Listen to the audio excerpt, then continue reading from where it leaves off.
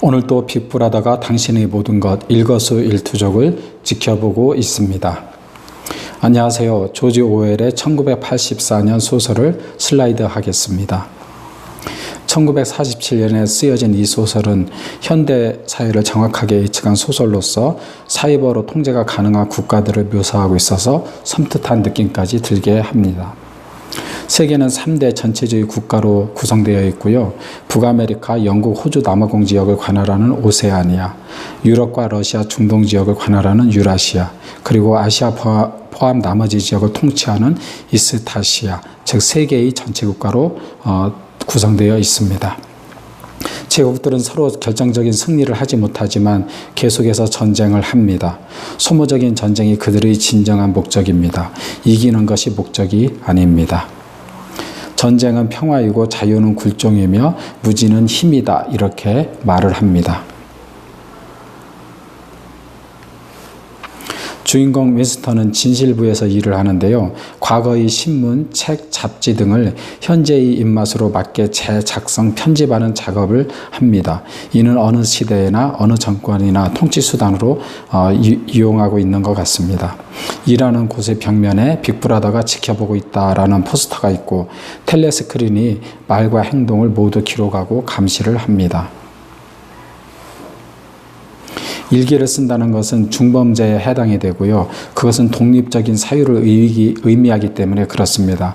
그래서 항상 동일하게 생각하고 동일하게 행동하도록 합니다. 윈스턴이 일하는 제국은 3개의 계급이 있는데요. 첫 번째로 프롤, 노동자 계급으로 열등한 존재이고 감정적인 행동을 합니다. 내부자, 상위 계층으로 지배를 받는 프롤에 대해서, 즉 하위 계층에 대해서는 아무런 관심이 없습니다. 그리고 중간에 애부자, 프롤과 내부자의 중간 계층으로 정신통제 메커니즘으로 프로그램이 된 사람들입니다. 주인공 윈스턴은 이제 중간계층, 애부자 그룹에 속합니다.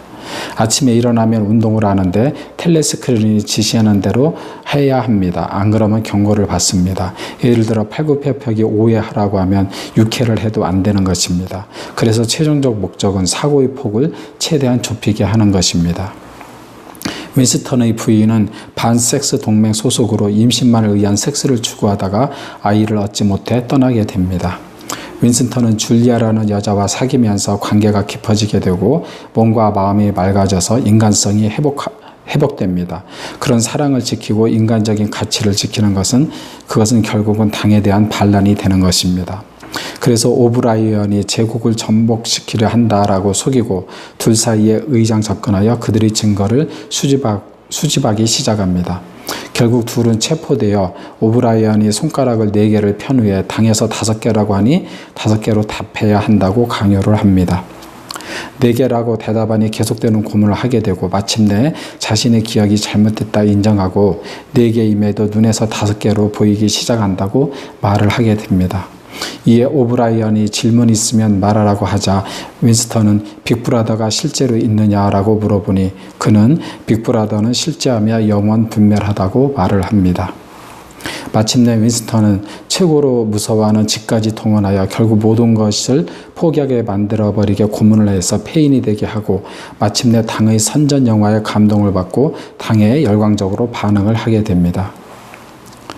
몇 줄을 요약하면 첫 번째는 전체주의, 집단주의, 인간성을 경시한 모든 체제에 대한 비판이 이 소설의 목적입니다. 즉 민주주의냐 공산주의냐의 이데올로기의 문제가 아닌 인간성을 경시하는 모든 국가에 대한 경종을 울리고 있는 것입니다. 둘째로 절대 권력이 개인의 자유를 억압하고 감시한다는 것입니다. 사회 전체를 감시 속에 놓고자 하는 것이 권력의 속성이고 얼굴 인식이 되는 카메라로서 모든 것을 기록하고 감시하는 나라가 생겨나는 것을 보면 이 소설이 이야기하는 것들이 끔찍하게 현실이 되는 것 같은 생각이 듭니다. 감사합니다.